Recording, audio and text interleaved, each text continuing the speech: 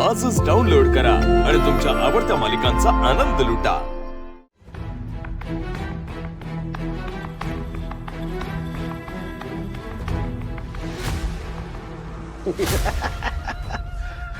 घाबरला काय?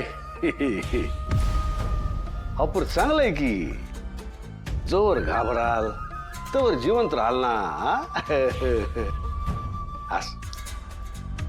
आम्हाला तुमच्याशी लय महत्वाचं बोलायचं म्हणून आलो आम्ही। तो आता हे कान आणि हे डोकं म्हणजे मेंदू व्यवस्थित उघडे ठेवून ऐकायचं। कसे तर सूर्या काय आम्हाला आता सुखानं जगू दिलं असं वाटत नाही बा। खरं तर मी काय म्हणतो, जे काय घडायचं होतं ते घडून गेलं वा। रात गई बात गई विसरून जायचं सगळं, पण नाही ना। याला सगळ्याचा तपास करायचाय। स्वतःला लय मोठा पोलीस समजायला लागलाय। नाही आम्हाला तशी पोलिसांची बी भीती नाही, पण इज्जत, आमची इज्जत सगळ्यात महत्वाची। आणि तुम्हाला तर माहिती आहे आम्ही कोण आहे। कोण? जालिंदर निंबाळकर। आम्हाला समोरचं पुढचं सगळं माहिती असतं। प्रत्येक अडचणीची तोड आमच्याकडे असती म्हणजे असतीच, तशी ह्याची बी। सांग आता कसे आज सूर्या तिथं गडावर नेमकं काय झालं हे तुमच्याकडनं ऐकल्याशिवाय काय शांत बसणार नाही। आता तुम्हाला बोलावंच लागणार। पण जे घडलं ते नाही, आम्ही सांगतोय ते।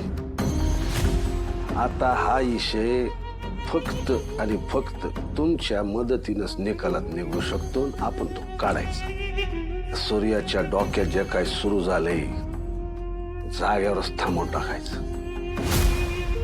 नाहीतर तुमची सोबत जाऊन बसले ना त्यांच्या शेजारी तुम्हाला जाऊन बसावं लागेल। चालणार आहे का? नाही ना। तेच तर म्हणतोय आम्ही।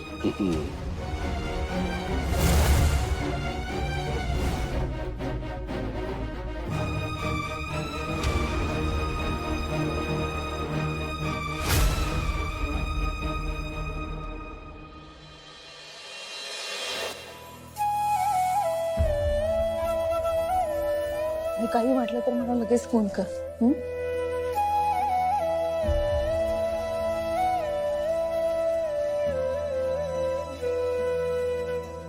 छोटी आई येते ग, काळजी घे हा। छोटी आई अगं असं काय करतेस तू? शांत हो बरं, रडू नकोस। हे बघ मी आहे ना, मी इथेच आहे तुझ्या जवळ। हा तुला कधी कसली गरज लागली ना तर तू फक्त मला हाक मार, मी लगेच येईन तुझ्याकडे। तू फक्त रडू नकोस ग। तू जर अशी रडलीस ना तर मग माझे पाय नाही निघणार इकडनं। शांत हो बरं, सावर स्वतःला। छोटी आहे, रडू नकोस। तुला काही बोलायचं आहे का माझ्याशी? काही सांगायचं आहे का तुला?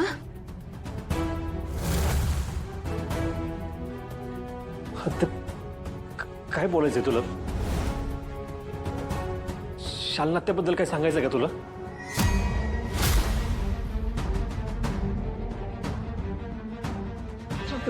काहीतरी घेऊन यायचं।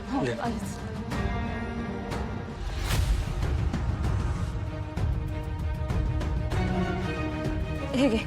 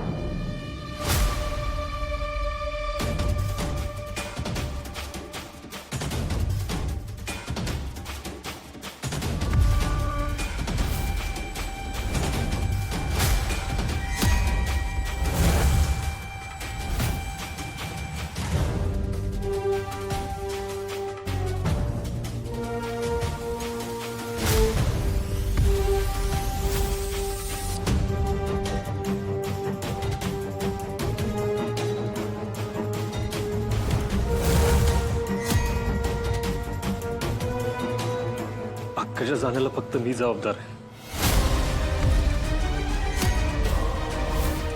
त्या दरीत माझ्यामुळे पडले.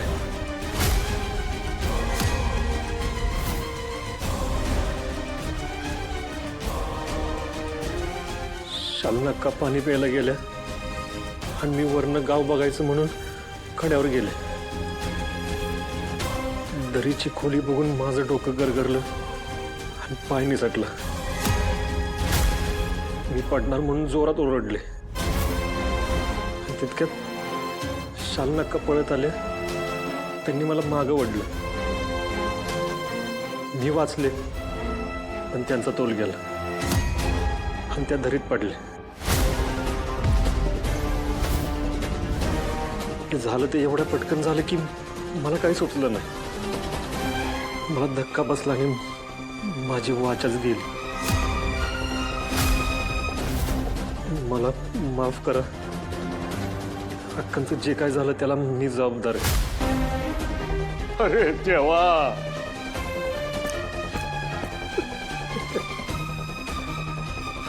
छोटी आई, हे बघ, हे काय आपल्या हातात काहीच नसतं ग. हे सगळं ना नियती घडवून आणत असते. तू फक्त निमित्त झाली बस, बाकी काही नाही. तू प्लीज असा त्रास नको करून घेऊस ग. मला ना तुझा त्रास अजिबात बघवत नाहीये. रडणं थांबव बरं आधी. आत्या, धक्का पोचवणं कोणासाठी सोपं नाही. हे बघ, आत्याच्या जाण्याचा भार तू स्वतःवर घेऊन ठेवलास. ते ओझं तुला तुझ्या मनावरनं उतरवावं लागल. यातनं तुला बाहेर पडावं लागेल. तुझ्या मनाला समजवावं लागेल. या एक वेळ स्वतःला समजवतील हो,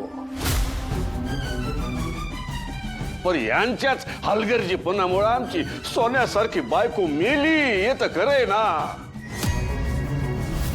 काय गरज होती यांना त्या कड्यावर जायची?